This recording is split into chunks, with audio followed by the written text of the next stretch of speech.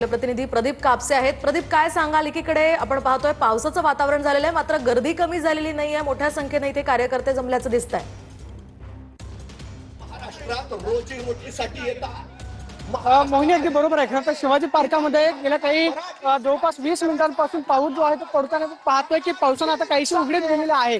मात्र मिळेल तर आसरा घेत म्हणजे आपण पाहतोय की काही वेळापूर्वी कार्यकर्त्यांनी या ठिकाणी खुर्च्या ज्या आहेत त्या डोक्यावरती घेतलेल्या होत्या पावसापासून बचाव करण्यासाठी। मात्र वरून पाऊस पडत असताना सुद्धा आपण पाहतो की सगळे शिवसैनिक या ठिकाणी मैदानामध्ये बसून आहेत। ठाकरेंचा मेळावा ऐकण्यासाठी हे सगळे राज्याच्या कानाकोपऱ्यातून आलेले शिवसैनिक असतील, मुंबई असेल, ठाणे असेल, त्याचबरोबर पालघर शेजारच्या जिल्ह्यामधून आलेले शिवसैनिक असतील, मोठ्या संख्येने आपण पाहतो की शिवाजी पार्कामध्ये त्या ठिकाणी आलेले पाहायला मिळत आहेत। पाठीमागची बाजू अजून भरायची शिल्लक आहे, मात्र तरी सुद्धा आपण पाहतोय कार्यकर्त्यांचा उत्साह जो आहे तो पाहायला मिळतोय।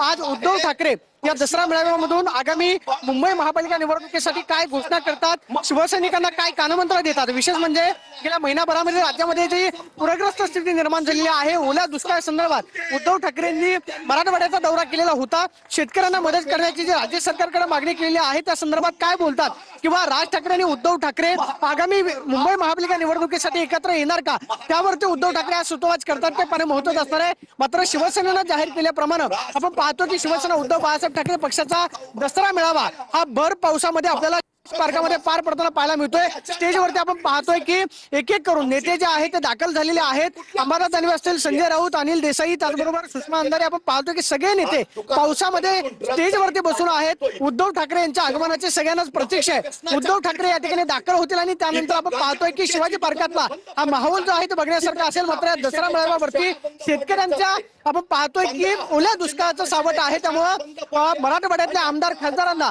उद्धव ठाकरेंनी आवाहन केलेलं आहे की दसरा मेळाव्याला येऊ नका। त्याप्रमाणे कैलास पाटील, ओमराजे निंबाळकर या दसरा मेळाव्यासाठी गैरहजर आहेत। मात्र मैदानामध्ये जर आपण लांबपर्यंत नजर टाकली तर प्रवेशद्वारापासून ते डी झोन पर्यंत ही सगळी शिवसैनिकांची गर्दी पाहायला मिळते आणि आपण पाहतोय की पावसाची रिमझिम अगदी नक्कीच प्रदीप, या संदर्भातले अपडेट्स घेत राहणार आहोत। तुर्तास धन्यवाद दिलेल्या या सविस्तर माहितीसाठी। मी इच्छा व्यक्त केली, आला तर आनंद आहे, पण शेवटी तुम्हाला माहिती आहे दोन पक्षांचे दोन नेते वेगवेगळ्या ठिकाणी त्यांचे पाडव्यात असतो, यांचा दसऱ्यात असतो, पण नक्कीच मनमिलन आलेलं आहे आणि लवकरच एकत्र येऊन काही महाराष्ट्राच्या दृष्टिकोनातून चांगली घटना घडली। हे मनोमिलन राजकीय दृष्ट्या देखील एकत्र आणणार आहे या भावात आहे। जरूर मनोमिलन तर झालेलंच आहे ना, मनोमिलन झालेलंच आहे, आता फक्त घोषणा व्हायची आहे आणि ती लवकरच होईल।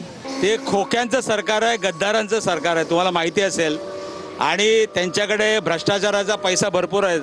आणि मग आज या ठिकाणी आज खऱ्या अर्थाने आभाळाच्या साक्षीने आणि आज सर्व निष्ठावंत शिवसैनिक या ठिकाणी आदरणीय पक्षप्रमुख उद्धव ठाकरे साहेबांचे विचार ऐकण्यासाठी मोठ्या संख्येने जात आहेत। एक निष्ठावंतांचा त्या ठिकाणी मेळावा भरणार आहे आणि त्या ठिकाणी दुसऱ्या ठिकाणी गद्दारांचा, भ्रष्टाचारी लोकांचा त्या ठिकाणी हा मेळावा भरणार आहे।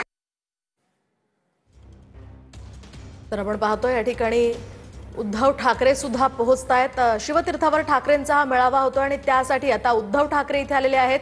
खरं तर पावसाचं वातावरण आहे, पाऊस पडतोय गेल्या काही वेळापासून आणि भर पावसात सुद्धा हे शिवसैनिक इथे बसून आहेत। आता उद्धव ठाकरे इथे पोहोचलेले आहेत। या मेळाव्यातनं उद्धव ठाकरे नेमकं काय बोलतात ते पाहणं अतिशय महत्त्वाचं असणार आहे। नेमकं आपण पाहतोय एकनाथ शिंदे सुद्धा नेस्को सेंटर या ठिकाणी आता पोहोचलेले आहेत। थोड्याच वेळात याही मेळाव्याला सुरुवात होणार आहे।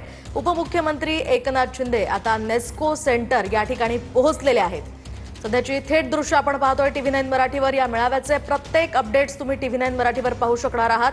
त्यामुळे हे दोन्ही शिवसेनांचे मेळावे अतिशय महत्त्वाचे ठरणार आहेत, कारण आगामी महापालिका निवडणुकांच्या पार्श्वभूमीवर हे मेळावे महत्त्वाचे आहेत आणि या मेळाव्यांमधनं हे महत्त्वाचे नेते नेमकं काय बोलतात, एकमेकांवर काय निशाणे साधतात, एकमेकांवर काय हल्लाबोल केला जातो ते पाहणं अतिशय महत्त्वाचं असणार आहे। दुसरीकडे आपण पाहतोय शिवतीर्थावर शिवाजी महाराज पार्कात ठाकरेंचा मेळावा होतोय, तर नेस्को सेंटरमध्ये शिंदे गटाचा मेळावा होतो।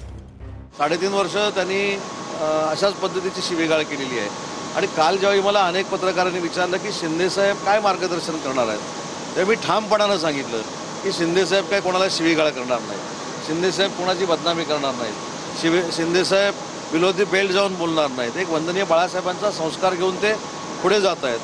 काँग्रेस बरोबर युती करू असं काही शिंदे साहेब म्हणणार नाहीत, त्याच्यामुळे केलेली विकास कामं आणि केलेलं सामाजिक काम हे डोळ्यासमोर ठेवून माननीय एकनाथ शिंदेसाहेबांच्या नेतृत्वाखाली भविष्याच्या स्थानिक स्वराज्य संस्था होत आहेत, त्याच्याबद्दलच शिंदेसाहेब मार्गदर्शन करतात. संजय राऊत हा विचार न करता बोलणारा आणि भडक बोलून महाराष्ट्र पेटवणारा माणूस आहे असं माझं व्यक्तिगतरित्या ठाम मत आहे. ज्या काँग्रेस बरोबर हयातभर बाळासाहेब ठाकरे साहेबांनी विरोध पत्करला, त्याच पक्षाच्या मांडीला मांडी लावून बसून हिंदुत्वाचा विचार हा मुळात राऊत ज्या शिवसेनेत आहेत त्या राऊताच्या शिवसेनेनं सोडून दिला. त्यांना उत्तर महाराष्ट्राच्या जनतेने विधानसभेच्या इलेक्शनला दिलेलं आहे. त्यांची जी धुळधाड उडालेली आहे त्याच्यामुळे आता ना घरका ना गाठका अशी त्यांची अवस्था झाली. महाविकास आघाडीत आहेत की नाही माहिती नाही, काँग्रेस बरोबर यायला तयार नाही,